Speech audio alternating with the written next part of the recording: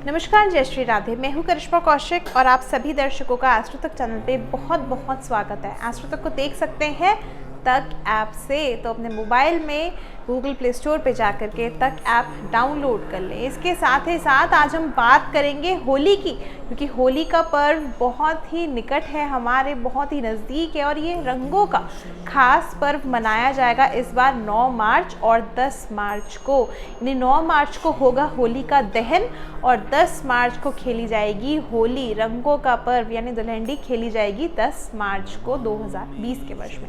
इसके साथ ही साथ होलिका का बहुत अधिक महत्व होता है। जब भी होलिका दहन की हम चर्चा करते हैं तो बहुत सारी हमारे मन में कथाएं उत्पन्न हो जाती हैं कि क्यों होली पे, होली रंग खेलने से पहले हम जो होली है वो क्यों पूजी जाती है, क्यों हर चौराहे पे लकड़ियों से होलिका बनाई जाती है, क्या इसके पीछे पौराणिक कथा है, क्यों हमारे जो बड़े बुजुर्ग हैं वो हमें सलाह देते हैं हमें जाकर के होली पूजनी चाहिए और वो भी क्यों पूजते हैं। तो इसके पीछे पौराणिक कथा है, इस कथा की हम इस विषय पे चर्चा करेंगे।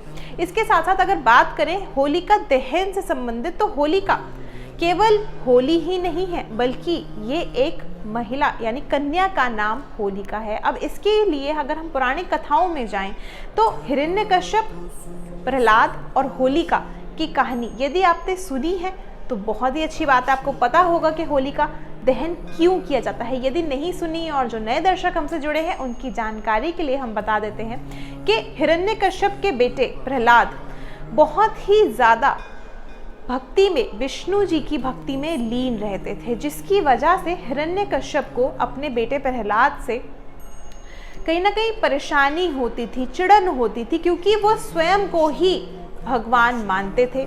अब इसी कारणवश एक दिन हिरण्यकश्यप ने अपने बेटे प्रहलाद की भक्ति को देखते हुए होलिका यानी उनकी बहन के साथ मिल करके बातचीत करी कि किस तरह से प्रहलाद का नाश किया जाए, प्रहलाद को समाप्त किया जाए, वध कर दिया जाए, क्योंकि उनको ये बात ही पसंद नहीं थी कि प्रहलाद अपने पिता की भक्ति छोड़ करके, जो कि हिरण्यकश्यप स्वयं को ही भगवान मानते थे, उनको छोड़ करके भगवान विष्णु जी की भक्ति क्यों करते हैं।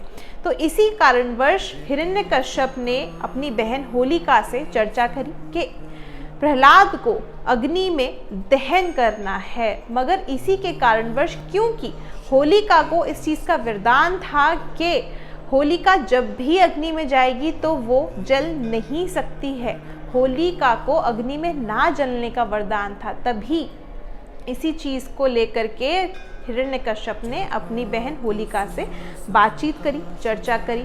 इसके साथ साथ होलिका ने इस चीज़ को ध्यान में रखते हुए चिता पे बैठने का प्रण लिया कि हिरण्यकश्यप के कहने से प्रहलाद को गोद में लेकर के होलिका बैठेगी अग्नि में। मगर भगवान विष्णु जी की आराधना करते हुए तब भी जो प्रहलाद थे वो भगवान विष्णु जी की भक्ति में लीन हो गए, जिसके कारणवश होलिका जल गई। हालांकि होलिका को वरदान था कि अग्नि में नहीं जलेगी, मगर फिर भी क्योंकि अंदर बुराई थी होलिका के, इसीलिए होलिका फिर भी अग्नि में दहन हो गई और जो प्रहलाद थे वो भगवान विष्णु की भक्ति करते करते ही अग्नि से भी बच गए और इसके साथ साथ वो उस चिता से, उस अग्नि से बाहर आ गए। और तभी से ऐसा माना जाता है कि होली का पर्व मनाया जाता है। अगले दिन खुशियां मनाई जाती है रंगों के द्वारा। उस दिन रंग, अबीर, गुलाल, चंदन, ये सभी चीज़ें लगाई जाती हैं और खुशियां मनाई जाती हैं। और ऐसा भी कहा जाता है जब हम होली का दहन करते हैं तो हर बुराई उस चिता में यानी उस होलिका की अग्नि में हम दहन कर देते हैं। हर बुराई, हर कठिनाई, हर तकलीफ, दुख को हम उसमें जला देते हैं। जितने भी हमारे अपने रिश्तेदारों को लेकर के या सगे संबंधियों को लेकर के हमारे मन में कहीं ना कहीं विचार नकारात्मक होते हैं या कहीं ना कहीं हमें उनसे शिकायतें होती हैं, तो वो सभी चीज़ें हम होलिका के पर्व पे होलिका अग्नि में दहन कर देते हैं और अगले दिन हम रंगों से अपनी खुशियाँ, अपना प्यार, अपना हर्ष उल्लास जाहिर करते हैं। और इस त्योहार को इसीलिए ही प्रेम का प्रतीक माना जाता है, इसलिए ही कहा जाता है कि होली के रंगों से आप अपने हर एक रिश्ते की दरार को मिटा सकते हैं। इसीलिए इस दिन इस त्यौहार को बहुत ही अच्छी तरह से अपने परिवार में मनाया जाता है। इस दिन मिठाई, गुजिया, दही बल्ले, ये सभी चीज़ें, जो पकवान अच्छे अच्छे होते हैं, वो इस दिन खाए जाते हैं। और इसके साथ ही साथ हर एक रंजिश को अपने दिलों से मिटा करके एक नई शुरुआत भी की जाती है। तो ये पौराणिक कथा जो है, ये हमें दर्शाती है कि कभी भी बुराई की विजय नहीं होती है, हमेशा बुराई पे अच्छाई की ही विजय होती है। तो इसलिए यदि किसी भी तरह की परेशानियां हैं तो वो होलिका में आप दहन कर दें और अपने रिश्तों की एक नई तरह से शुरुआत भी करें। इसी के साथ साथ बने रहिए एस्ट्रो तक के साथ। मैं आप सभी दर्शकों से लेती हूँ इजाज़त। नमस्कार, जय श्री राधे।